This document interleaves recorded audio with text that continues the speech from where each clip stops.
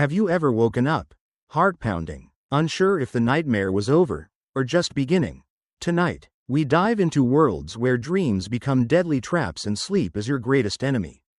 From Freddy Krueger's burning claws to demons lurking behind closed eyes, these films don't just scare you. They follow you into your sleep. Close your eyes, if you dare. 1. A Nightmare on Elm Street, 1984. Freddy Krueger hunts teenagers in their dreams, turning sleep into a death sentence. Have you ever tried to stay awake, even when your body begs you to sleep? That heavy feeling in your eyelids, that desperate fight against the darkness closing in, that's exactly how it starts on Elm Street. Because once you close your eyes, he's there. The story begins like any teenage nightmare, whispers in the hallway. A strange dream you can't quite explain. And a face you can't forget. Freddy Krueger, the burned man with a grin that splits through shadow and steel. His fingers ending in knives that gleam like hunger itself. You tell yourself it's just a dream, but the scratches on your arm when you wake say otherwise. There's something deeply terrifying about Freddy, not just because he kills, but because he waits. He knows you'll sleep eventually. Everyone does, no matter how much coffee you drink, how long you keep your eyes open. You can't fight biology. Sleep wins. And when it does, so does he. Each time Nancy and her friends close their eyes, the line between dream and reality fractures. Walls ooze blood, bathtubs turn into graves, and that children's rhyme, 1, 2, Freddy's coming for you, becomes a death song echoing through every bedroom. But the real horror of A Nightmare on Elm Street isn't Freddy's claws. It's what he represents. The fear that something unstoppable lives inside your mind. You can lock your doors, leave the lights on, even pray before bed, but dreams don't obey locks. You can't run from sleep. There's a genius in how Wes Craven built Freddy. He's not a faceless ghost. He's personality wrapped in pure malice. He taunts, laughs, plays with his victims. It's as if your worst nightmare gained consciousness and started enjoying itself. And maybe that's why this film never fades. It taps into something primal, the universal vulnerability of being asleep. When you're dreaming, you're helpless. You don't control what happens next. You just feel fear, pain, confusion, until it's too late. By the time the credits roll, you realize this isn't just another slasher movie. It's a curse, one that follows you into your own dreams. Because somewhere in the back of your mind, when you finally drift off, you'll hear it again. That soft metallic scrape. And the whisper that chills your spine. Welcome to my nightmare. 2. Inception, 2010. A skilled thief invades dreams to steal secrets, only to become trapped inside his own mind. Have you ever had a dream so vivid that waking up felt wrong? The kind of dream where gravity bends, streets fold, and people look at you like they know something you don't? That's the world of Inception, a maze of the mind where even your deepest fears can be weaponized. Cobb isn't a villain, but he's far from innocent. He slips into people's dreams like a ghost, stealing their secrets while they sleep, a thief of thoughts, a manipulator of minds. But dreams have rules, and when you break them, the dream fights back. You can feel it, can't you? That slow realization that nothing is what it seems. Every time Cobb spins that tiny metal top, we spin with him, questioning what's real, what's imagined, and whether waking up is truly the escape we believe it is. There's something haunting about how Inception toys with control. You think you're awake, until the walls shift. You believe you're safe, until the world starts to crumble. It's not the monsters or ghosts that terrify you. It's the idea that your own mind can betray you. That maybe the dream has decided to keep you.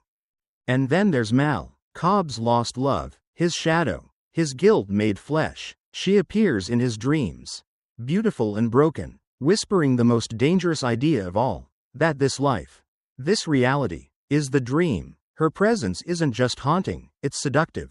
She calls to him like sleep itself, comforting, familiar, but fatal. You almost understand him when he hesitates to wake up. Who would want to face the cold, empty real world when the dream feels warmer? The deeper Cobb and his team go, the more the dream becomes a reflection of their fears, staircases to nowhere. Cities made of memory, entire worlds built from grief. Each layer down feels heavier, slower, more suffocating, and when the dream begins to collapse, time stretches. Seconds feel like hours. You can almost hear the ticking in your own head. What makes Inception truly terrifying isn't its action or its spectacle, it's the question it leaves behind. When you wake up tomorrow, how will you know you're awake? Is the light through your window real? Or is it just another layer? Because maybe, just maybe, you never left the dream. So before you close your eyes tonight, ask yourself, if you had a chance to live forever inside your perfect dream, would you ever want to wake up? 3. Before I Wake, 2016. A young boy's dreams come to life, but so do his nightmares. Have you ever dreamt of something so beautiful that you didn't want to wake up, only for it to twist suddenly into something terrifying? That's the cruel magic of Before I Wake, a film that begins like a fairy tale and ends like a nightmare whispered by grief itself. Cody is just a child, quiet, fragile, carrying eyes too old for his age. When his new foster parents take him in, they think he's just another broken soul. But at night, when Cody dreams, the air changes, the lights flicker, colors bloom, and butterflies, impossibly real, fill the room. It's breathtaking, until the dreams turn dark. You see, Cody's gift isn't a miracle. It's a curse. Every dream he has spills into reality, painting the world with wonder or dread. The foster parents, still haunted by the loss of their own child, find in Cody a strange second chance, a way to see beauty again. Even if it's fleeting, but love and pain don't mix well in dreams. The more they reach for happiness, the more his nightmares begin to feed on fear, on sorrow, on the things people refuse to say aloud. And then there's the Canker Man, a creature born from Cody's fear, faceless and hungry, crawling from the shadows of his sleep. He doesn't scream when it comes, he just watches, trembling, as the world he dreamt becomes something monstrous. That's the thing about nightmares, they know what you fear most. And they wait for you to fall asleep before they show their teeth. What makes Before I Wake so unsettling isn't just the supernatural horror. It's the quiet sadness underneath. Every flicker of light, every ghostly image, feels like a memory that refuses to fade. It's not a story about demons, it's about how grief itself can take shape. How love and loss twist together until they're indistinguishable. There's a moment in the film, soft, almost tender, when you realize the monster isn't trying to destroy Cody. It's trying to be understood. The nightmare is his grief, raw and alive, demanding to be seen. And that's the real horror, isn't it? The realization that sometimes, the scariest things we face don't live under our bed, they live inside our hearts. So next time you dream something too vivid, too real, don't rush to forget it. Dreams remember what we try to bury. And like Cody, you might find that the things you've lost aren't gone. They're just waiting for you in the dark. Where Dreams Begin. 4. The Cell, 2000. A psychologist enters the mind of a comatose serial killer and discovers that nightmares can think for themselves. Have you ever wondered what it would look like inside a killer's mind? Not just the memories, but the spaces between them, the darkness where logic dies and only instinct survives. The Cell doesn't just show you that place, it traps you there. From the moment Catherine slides into the machine, a shimmering bridge between consciousness and the abyss, you feel it, the quiet dread of entering someone else's dream. The walls breathe, the sky bleeds gold, and every image feels wrong in a way you can't explain. Beauty and horror twist together like vines, wrapping around her, around you, until you can't tell where fascination ends and fear begins. Inside this dreamscape lives Carl Starger, a man whose soul has rotted into art. His mind isn't chaos, it's a museum of pain. Each room a memory, each sculpture a victim. The deeper Catherine goes, the more she realizes she's not just walking through his thoughts, she's standing in his worship. And he's still there, somewhere, watching. There's a moment, small, silent, when Catherine finds the child version of Carl, frightened and alone. It's unsettling, almost tender. You start to pity him. That's the trap. That's how the dream gets you. Because the Cell isn't just about monsters, it's about how evil can wear a human face. And how easily empathy can lead you into the dark. The visuals in this film are unlike anything else, surreal, twisted, hauntingly beautiful. Flowing red fabrics become rivers of blood. Horses are sliced into perfect anatomical displays. It's horror as art, a nightmare sculpted by obsession. And through it all, Catherine's calm presence keeps you grounded, reminding you that she's not fighting a killer's body, she's fighting his mind. But what happens when the dream starts to fight back? When you're no longer sure if you're the intruder, or the one being hunted? That's where the cell grips you. It makes you question your own reflection. It whispers that the worst monsters aren't born, they're made. Piece by piece, by pain and neglect. When Catherine finally finds her way out, the relief feels hollow. Because deep down, you know she left a part of herself inside that place, and maybe a part of that place followed her back. So next time you close your eyes and drift into sleep, ask yourself, if someone could step into your dreams, what would they find there? Would it be light? Or would it look a little too much like The Cell? 5. Come True, 2020. A teenage runaway joins a sleep study, only to discover that her nightmares might not belong to her alone. Have you ever had a dream so vivid that, for a moment, you weren't sure if you were awake or still trapped inside it? That's the kind of fear Come True feeds on, the quiet, creeping kind that doesn't scream at you, it whispers. Sarah hasn't slept peacefully in months. Every time she closes her eyes, something is waiting for her. A shadow, tall and still, with no face, just the faint outline of a head and shoulders. Always watching, she wakes up gasping, her body drenched in sweat. But that's not the worst part. The worst part is the feeling that it followed her out. When Sarah signs up for a mysterious university sleep study, she thinks it's just a chance to get rest, maybe earn a few dollars. But the machines they hook her up to, they don't just monitor dreams. They record them. Her nightmares are projected onto screens.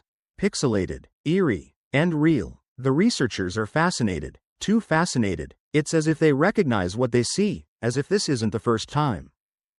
You start to realize the dreams aren't random. They're connected, a shared space. A dark collective subconscious where everyone's deepest fears bleed together. Every subject in the study sees the same thing, a long corridor, dimly lit, and that same faceless silhouette at the end, waiting. The deeper Sarah drifts into sleep, the more that boundary between her dream world and waking life dissolves. Shadows start moving in the corners of her vision. Streetlights flicker when she walks by. The line between nightmare and reality becomes paper thin, until she's not sure which side she's on anymore. There's a haunting stillness in this film. No cheap jump scares, no screaming violins, just dread, slow and suffocating, wrapping around you like fog.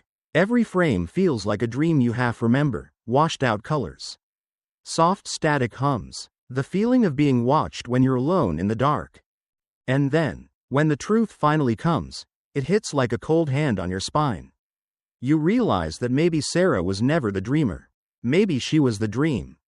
Come True doesn't end with answers. It ends with questions that follow you into your own sleep.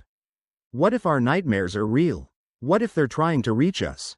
And worst of all, what if they already have?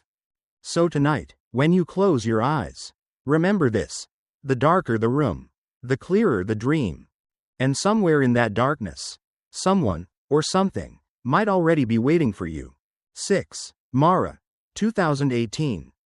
A criminal psychologist investigates a murder linked to sleep paralysis, and discovers a terrifying entity that kills you the moment you close your eyes. Have you ever woken up in the middle of the night, completely awake? Fully aware, but unable to move? You try to scream, but your voice won't come out. Your chest feels heavy, and in the corner of the room, something's watching. That's not just a nightmare. That's Mara. Kate, a criminal psychologist, doesn't believe in the supernatural. She believes in facts, in patterns, in the human mind. But that changes the night she's called to a brutal murder scene, a man found dead in his bed. His face frozen in terror. His wife swearing that a demon killed him in his sleep. At first, it sounds like delusion, but then Kate meets the other victims, people who all describe the same experience, the paralysis. The weight on their chest, and a dark figure crawling out of the shadows. A woman, pale, twisted, with eyes like deep, Endless wells. They call her Mara. Here's the terrifying part. Mara doesn't just haunt your dreams. She waits until you're paralyzed, helpless, and then she marks you. The first night, you see her in the distance. The second, she's closer. By the third, she's sitting right on top of you, her cold breath brushing your cheek. Kate tries to stay rational, tries to fight sleep, but exhaustion is a cruel enemy. Every time she blinks, Mara inches closer, and you can almost feel it with her. The panic of knowing sleep means death. The dread of darkness creeping closer every time the lights flicker. The movie plays on one of humanity's oldest fears, the vulnerability of sleep. It takes something many of us have experienced, sleep paralysis, and turns it into a waking nightmare you can't escape. There's no dream logic, no hidden dimension, just your room, your bed, and the suffocating weight of something evil sitting right on top of you. As Kate's sanity frays, you start to question your own. Because the film makes you feel that helplessness, trapped in your body. Staring into the void, praying for movement that never comes. And here's the cruelest twist. Mara isn't just a demon in the story. She's a myth that exists across cultures, the old hag. The night mare, the one who visits you when you can't move, feeding on your fear until your heart gives out. So tonight, when you lie in bed and your eyes start to drift shut, ask yourself, are you really alone? If you wake up and can't move, don't look at the corner of your room. Because if you do, you might see her standing there. And by then, it's already too late. 7. Dreamscape, 1984. A gifted psychic enters people's dreams to save them from their own nightmares, until he discovers something far darker hiding inside. Have you ever had a dream so vivid that you woke up sweating? Unsure if it really happened? Now imagine someone else walking into that dream, seeing your deepest fears, your hidden desires, your nightmares, and having the power to change them. That's the world of Dreamscape, 1984. Alex Gardner is a psychic, arrogant, charming, and a little reckless, but when a secret government project recruits him, he finds himself part of an experiment unlike anything he's ever seen. Scientists using technology to physically enter people's dreams. What begins as a medical breakthrough, helping trauma victims and curing nightmares, soon becomes something far more sinister. Because dreams aren't just dreams, are they? They're doors, fragile, shifting doors, and once you open them, anyone can walk through. At first, Alex thinks it's fascinating, flying through dream worlds, fighting off monsters born from fear, even rescuing people from the edge of their subconscious. But then he meets Tommy Ray, another psychic in the program. Smiling, confident, and utterly unhinged, Tommy isn't there to heal anyone. He's there to kill, inside dreams, where death means death in the real world. It's a terrifying concept, that someone could enter your mind while you sleep and destroy you from the inside. The movie turns that fear into a haunting visual playground of surreal horror, shifting landscapes, crumbling worlds, shadows that move like living things. Each dream feels like falling into another person's madness. And the most chilling part? The project's real goal isn't therapy. It's assassination, entering the dreams of powerful figures, and killing them in their sleep. When Alex discovers this, the movie takes a darker turn. His mission becomes survival, both in the waking world and the dream realm, where the lines blur and nothing feels real anymore. You can feel the paranoia dripping through every scene. The hum of the machines, the whispers of the scientists, the flicker between dream and reality. Dreamscape makes you question whether your nightmares are truly your own, or if someone else is already inside them. By the end, Alex realizes that dreams aren't just reflections of fear, they're battlegrounds for control. And when you die inside one, you don't wake up. So tell me, when was the last time you dreamed? Are you sure it was your dream? Because in Dreamscape, once someone enters your head, they never really leave. 8. The Nightmare, 2015. A chilling documentary exploring the terrifying world of sleep paralysis, where people wake up unable to move, trapped between dream and reality, haunted by shadowy figures watching them from the dark. Have you ever woken up in the middle of the night, eyes open, but your body won't move? You try to scream, but no sound comes out, and in the corner of your room, something is standing there. watching, waiting. If you've ever experienced that feeling, The Nightmare, 2015, will hit like a punch straight to your soul. This isn't a movie filled with jump scares or CGI monsters. The terror here is quieter, more intimate, because it's real. Director Rodney Asher doesn't give you fiction. He gives you people, 8 of them, each trapped in the same invisible prison, sleep paralysis. As they recount their experiences, you can feel the fear crawling under your skin. They describe figures made of shadows, the Hat Man, the Smiling One, the visitors. They appear when you can't move, when you can't scream, when you're caught between sleep and consciousness. It's the kind of horror that doesn't need blood. It feeds on something deeper, the helplessness of knowing you're awake, but your body has betrayed you. The film blurs the line between documentary and nightmare. As the subjects speak, Asher brings their visions to life, dimly lit rooms, flickering lights, the sound of static humming through the air. You're no longer just watching them tell their stories, you're in their rooms. Paralyzed beside them, staring into the darkness that might not be empty after all. And that's the hook, the power of the nightmare. It doesn't just show you fear, it recreates it. You start to question your own nights. Every creak in your house feels louder. Every shadow seems to linger a little too long. What's even more unsettling is that there's no explanation. Science calls it sleep paralysis. But the people living through it don't buy that. How can something feel so real, the pressure on your chest, the voice whispering your name, and still be dismissed as a glitch in the brain? By the end, the movie doesn't comfort you with answers. It leaves you exactly where its subjects live, in that fragile space between dream and reality, where the rules don't apply and the darkness seems to breathe. So tonight, when you turn off the lights and close your eyes, remember this.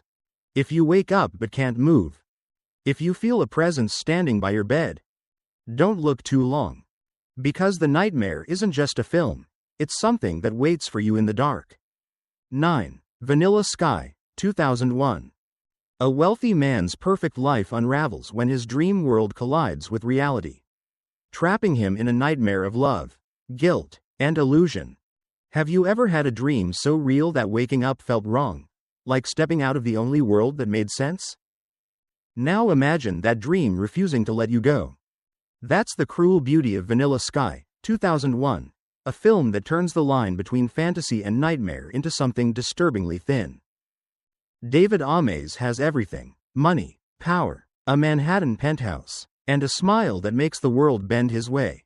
But perfection never lasts. One mistake, one obsession, one jealous lover, and suddenly, the beautiful dream begins to decay. After a tragic accident leaves his face disfigured, David's world begins to blur. He starts seeing things, people who shouldn't be there, moments that repeat, faces that shift in an instant.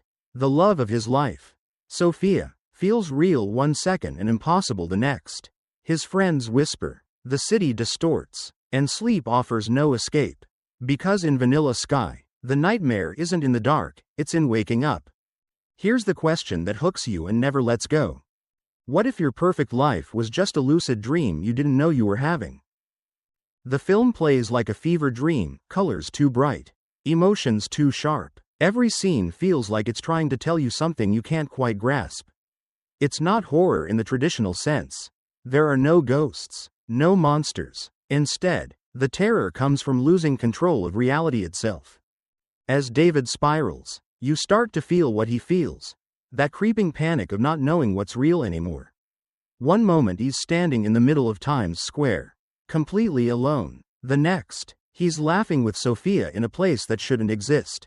His memories twist, his reflection lies, and even his dreams betray him. And beneath it all lurks a haunting truth, that maybe he's already dead. And the world around him is just the echo of his dying mind trying to make sense of regret. What makes Vanilla Sky unforgettable is how it makes you question your own reality. Every time you wake from a vivid dream, every déjà vu, every memory that feels slightly off, you wonder if you've really woken up. Or if you're still inside the simulation of your own creation. By the end, David faces the hardest choice of all: keep living the lie, or leap into the unknown, into true wakefulness, whatever that means.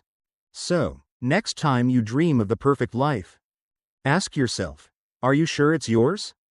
Because Vanilla Sky reminds us that heaven and nightmare can look exactly the same, until the mask cracks. 10. Paprika, 2006. A dream therapist uses a device that lets people enter others' dreams, until it's stolen. And the line between dreams and reality begins to dissolve into chaos. Have you ever had a dream so vivid that it felt more alive than the world you woke up to? The colors brighter, the sounds sharper. Like reality was the fake one? That's the kind of dream Paprika, 2006, traps you in, and once it begins, there's no waking up. This isn't your ordinary horror film. It's an animated descent into the subconscious, a place where imagination, desire, and terror merge into one overwhelming kaleidoscope. But don't let the animation fool you. Paprika is far from comforting. It's beautiful, yes, but it's the kind of beauty that hides a nervous laugh, like something wonderful is about to shatter. The story follows Dr. Itsuko Chiba, a brilliant but emotionally distant scientist. In secret, she uses a device called the DC Mini, a technology that allows therapists to enter their patients' dreams. Inside those dreams, she becomes Paprika, vibrant, fearless, free. But when the device is stolen, something unimaginable happens. Dreams start bleeding into the real world. Fantastical parades march through Tokyo.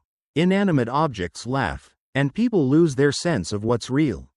And here's where the horror begins, not in blood or monsters, but in confusion. Because what's more terrifying than not knowing if you're awake? As the dream world infects reality, logic collapses. You can feel the character's sanity unraveling with every scene, melting clocks, talking dolls, reflections that grin back with the wrong expression. It's like watching consciousness glitch in real time. You start to wonder if maybe the dream was always in control. Paprika plays with that primal fear, the loss of identity, of truth. The deeper you go, the more you realize that everyone hides something inside their dreams. Fantasies, obsessions, fears, all of it comes alive here. And once those things escape, they don't want to go back. But at its core, this isn't just a nightmare, it's a mirror. Every dream reflects something about who we are when we think no one's watching. The movie doesn't give you answers. It gives you questions about memory, perception, and the strange fragility of reality itself. By the time the credits roll, you're left dizzy, like you've been dreaming with your eyes open. You'll catch yourself wondering, is this still real? Or are we just fragments inside someone else's imagination? A dream that forgot to end. So tonight, before you fall asleep, ask yourself one thing. If you met Paprika in your dreams, would you trust her to wake you up? Or would you let her show you what's truly hiding behind your mind's last closed door? And there you have it. 10 journeys through the twisted world of dreams, where reality fades and nightmares come alive. Maybe tonight, when you close your eyes, you'll find yourself walking the same fragile line between fear and fantasy. But hey, if Freddy, Paprika, or something darker shows up, just remember, it's only a dream, right? If you enjoyed wandering through these haunting worlds, don't forget to like, share, and subscribe, because the next nightmare might be closer than you think, and trust me, you'll want to be awake for it.